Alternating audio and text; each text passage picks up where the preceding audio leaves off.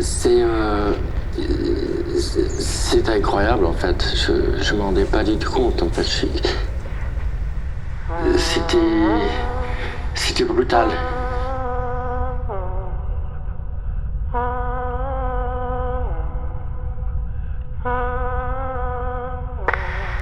Ben, pour nous, c'est toute notre vie. Ces moulins, on est tombés amoureux tout de suite. Et voilà, et tout est parti en fumée.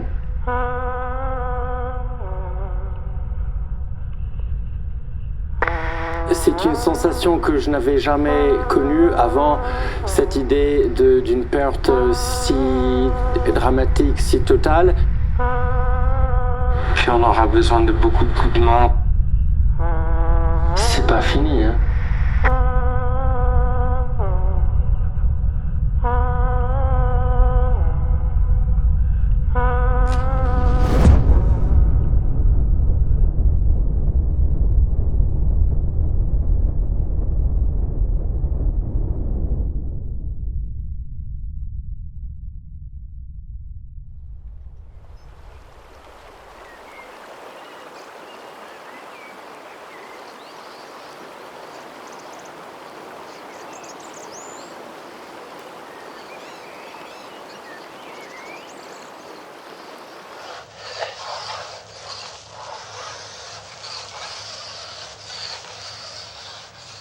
I like shaping by hand and by eye. I think it's much more poetic and just as efficient. And I find a lot of skis that are designed with computers by people who obviously know how to use computers don't take into account the aesthetic harmony of fluid lines, curves. Some spatula transitions in industrial skis are quite awkward and undoubtedly they're working. But I think that in every element of the ski, it's cool to put in as much harmony as possible. And here, it's a step I like too because I do everything by hand. You notice I'm not measuring the angle, I'm feeling the angle, which is a form of measurement.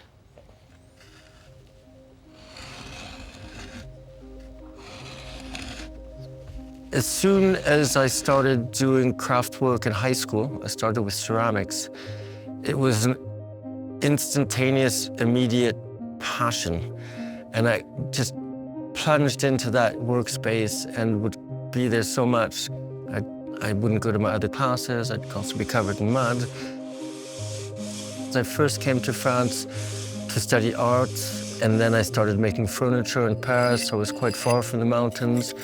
But I found a lot of creative energy in that period of my life and a lot of exciting moments of meeting other craftsmen. So that's really what forged my ability today to make skis.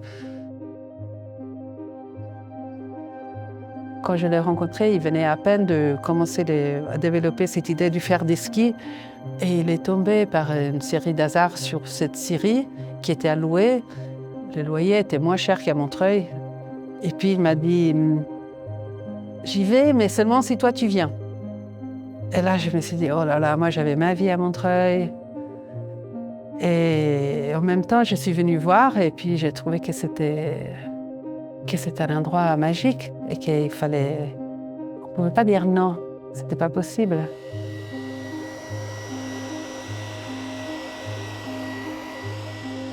This is the 20th year I've been making skis, so I think I've made a couple of thousand pairs of skis by hand, so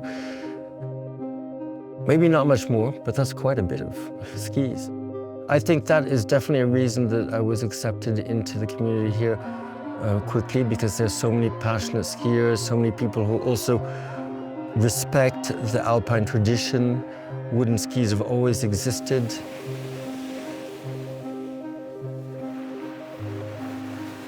It's not easy to live from what you make and decide to make. It's like living on a razor's edge.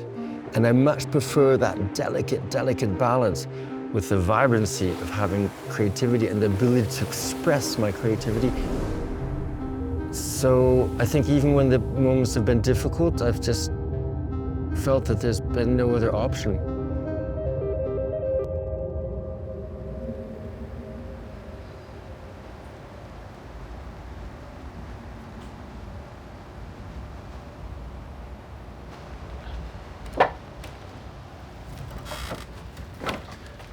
Peter. Salut Léo. Comment ça va? Ça va et toi? Tu vas bien? Ouais, toi? Donc toi, un ski pour toi aujourd'hui, c'est... Bah moi je m'imaginais un truc un peu que je puisse skier tous les jours. Un truc assez polyvalent, je m'imaginais que je puisse prendre autant en puff, en freeride, à tailler des courbes à monter un peu en montagne, à faire des trucs un peu plus steep, machin. Ici, il y a une paire, mais c'est en 175. Mais je fais le shape en 183 aussi. Et tu sais, c'est Damien qui skie ça. Je les ai vus passer dans l'atelier. Ouais. Donc...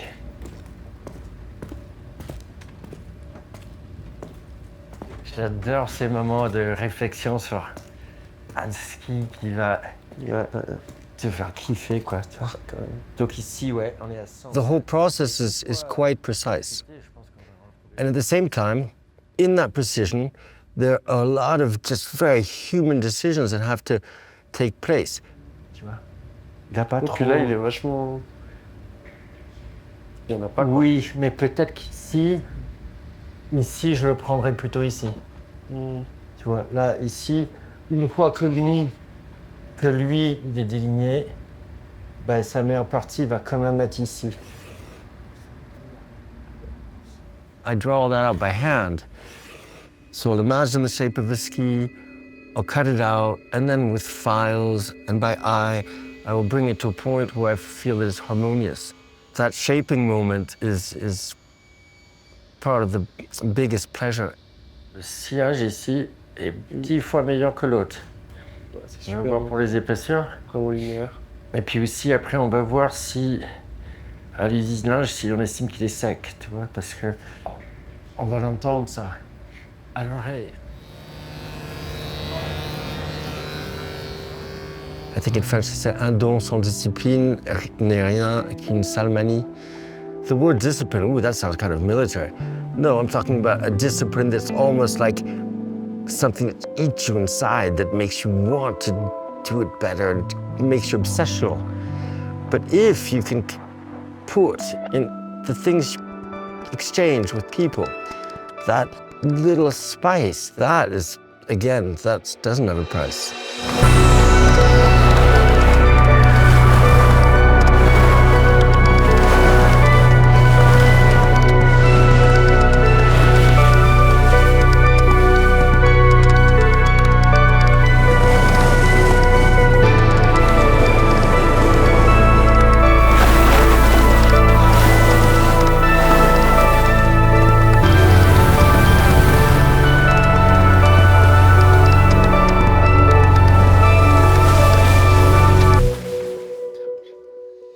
Ça t'a pas fait peur, toi, Anati, de suivre Peter. un faux pareil? Ouais. Peter est passionné, et ça, c'est, en fait, je ne regrette pas du tout, même pas un jour, de cette aventure qu'on a vécue. Au début, le bâtiment n'était jamais isolé, hein. Ça a quand même créé des conditions de travail assez difficiles au niveau du froid. Et on chauffait avec un poêle à bois, c'était la seule source de chauffage. Tout ça a été assez éprouvant. Mais c'était des moments aussi de joie, parce qu'on avait réussi à refaire les skis ici, relancer la prod, avoir les commandes qui commençaient à rentrer et voir que ça fonctionnait. Donc tout ça a été tout de suite et très vite un énorme bonheur de voir l'atelier prendre forme et la maison aussi. Malgré le petit côté route du froid, et puis les fuites et puis tout ça. On était super heureux.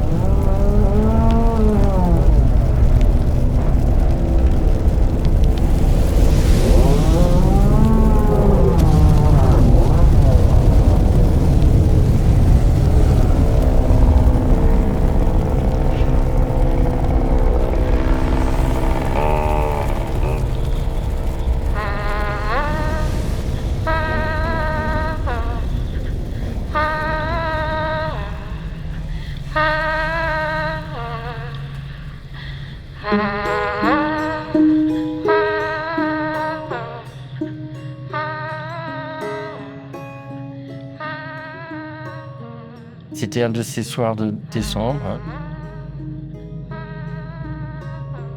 Des jours très courts, des nuits très sombres.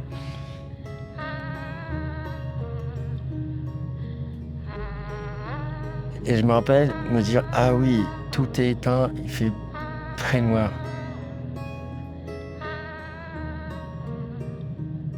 On va à ce concert. Après, on va boire un coup avec les copains en ville. Et là, on reçoit un coup de fil, le moulin est en feu. On a commencé à courir et courir. Et on arrive et effectivement, il y avait déjà 20 à 40 pompiers.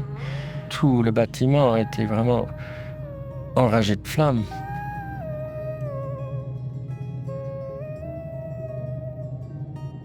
Et les pompiers ne me laissaient pas passer la porte. Moi, j'avais envie d'aller sortir tout ce que je pouvais. On a perdu beaucoup d'objets personnels.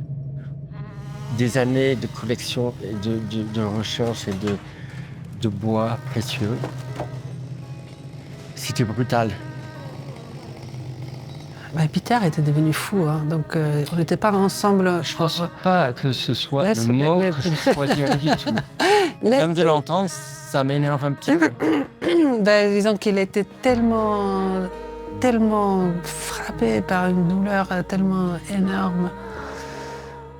C'était difficile, quoi.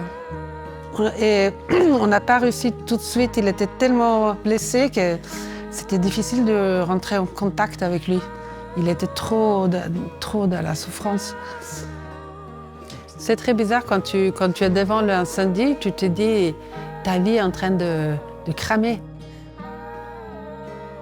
Mais j'ai presque eu la sensation que le moulin avait décidé que c'était son moment de cramer parce qu'il fallait le reconstruire. Là, c'était plus possible d'avancer comme ça. Il était trop... C'était trop délabré.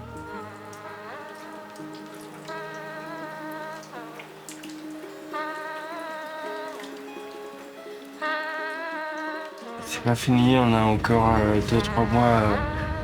Et puis avec l'espoir qu'au printemps, on commence à refaire le bâtiment.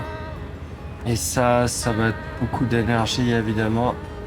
Puis on aura besoin de beaucoup de coups de main parce que ici c'est super cool d'imaginer que ça peut renaître et devenir un lieu de production et d'art et de culture et de continuer quoi. Mais on a besoin de beaucoup d'énergie parce que les banques vont nous engager à vraiment travailler beaucoup. Et puis c'est plus l'énergie dont on a besoin, quoi.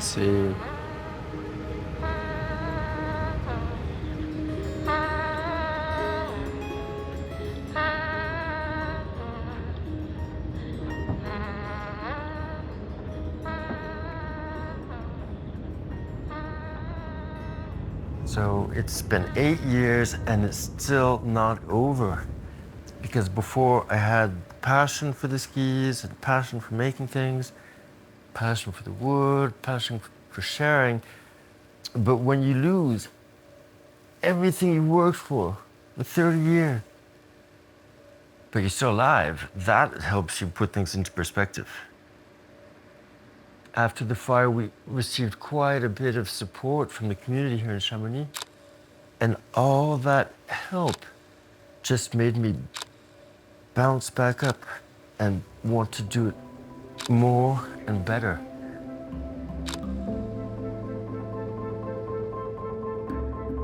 The first pairs of skis that I made with the new machines, the new techniques that I had to find adapting to this new world was an incredible liberation. And so being able to ski on them was like, wow, freedom found again. And it was the beginning of a new hope.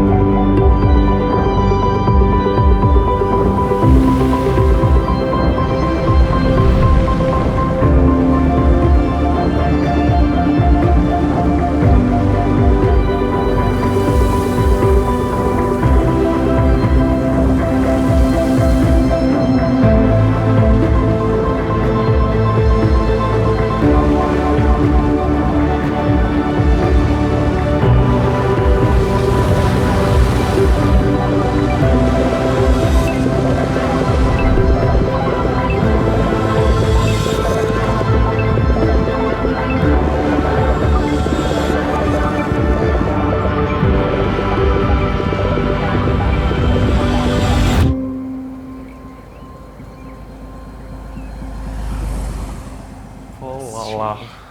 Et puis t'as des yeux avec des reflets dedans, t'as vu ça? Waouh. Et t'as le flex. Pour voir, c'est un peu plus sympa, je pense. Bien stiff. Pas trop, mais bien. Ouais, quand même. Moi, je pense que là, c'est à toi de jouer. Oh là là. Ah, c'est trop bien. En espérant qu'il neige gavé, là. Ouais, en espérant, ouais. Ouais. Il n'y a plus qu'à. Hein. Plus qu'à attendre qu'on soit chanceux de ce côté-là. Et puis... Ouais. Donc c'est toi qui vas gérer ça. Oh, je suis trop C'est content. cool. Oui, Trop bien. Hey. Merci, mon On Peter. en avait parlé. Peter, c'est... J'en avais entendu parler depuis tout petit. Ouais, il y a un mec qui fait des skis en bois. Je me disais, qu'est-ce que c'est que ça, quoi? Qu'est-ce que c'est que ce truc? Puis il m'a proposé de l'aider, en fait, à travailler ici pour reconstruire l'atelier. On a vraiment noué un lien qui est hyper chouette.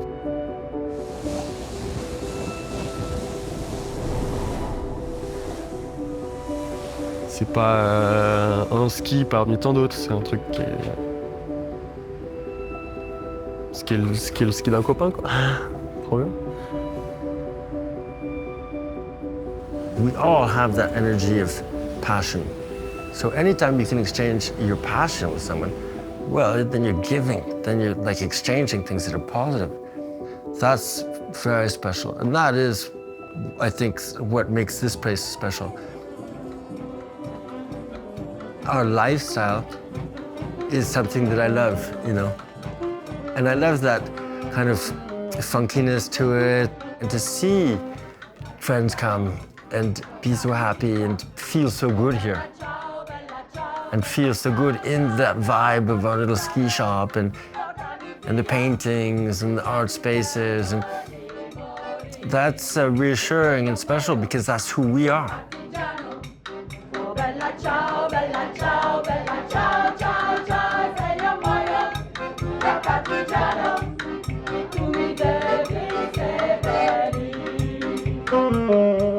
So I think that this building has that grain of energy and creative energy in its roots, in its water, in its everything that hopefully will just continue to grow. This valley needs that and it wants that.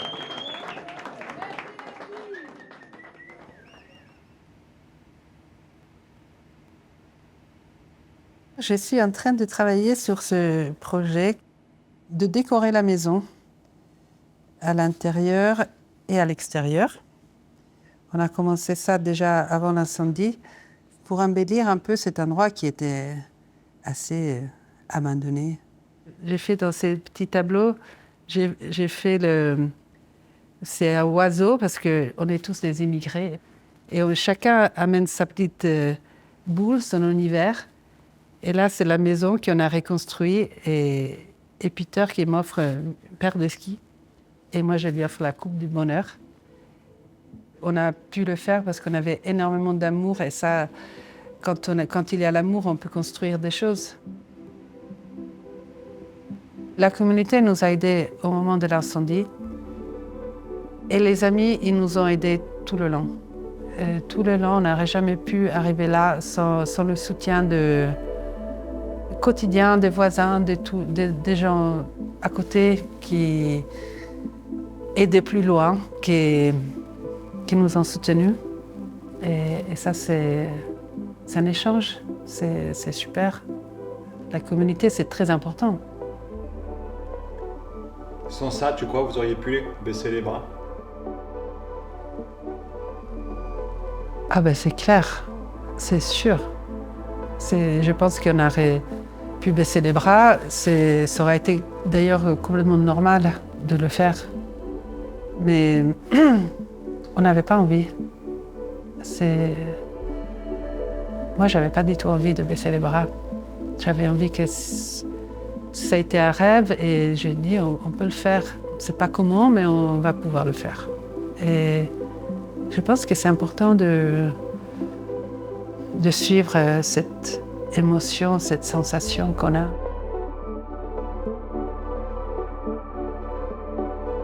I think that beauty is part of every craftsman's life because we're all passionate about the materials we use to make things, and our intentions are to do the things the best we can. So I think that's an important element in any craftsperson's existence. Otherwise, there's no reason to do it. It's something that's very nourishing, and that has actually been the fiber that's allowed us to continue and to get this place where it is now and to continue the special stories. I really felt that we could do it with Anati, that we could just come back in and rebuild it.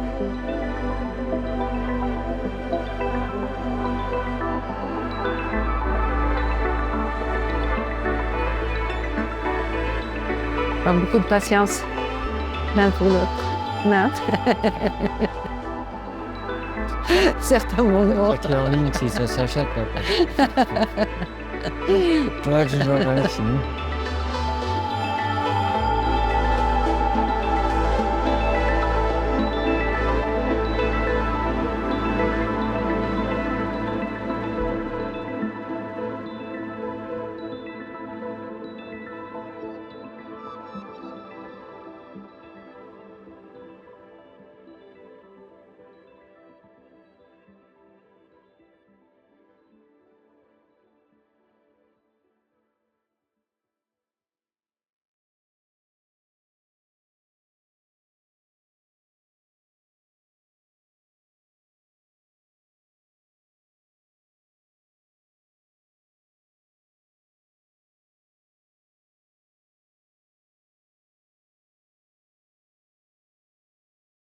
Quand on arrive quand même à transmettre l'amour qu'on a pour les matières et l'objet et le ski et la technicité du ski et ce qu'il doit faire et que les gens ressentent ça, ben là c'est vraiment un bénéfice qu'on ne peut pas mettre dans un compte en banque, mais qui remplit le cœur et puis une qualité de vie quotidien.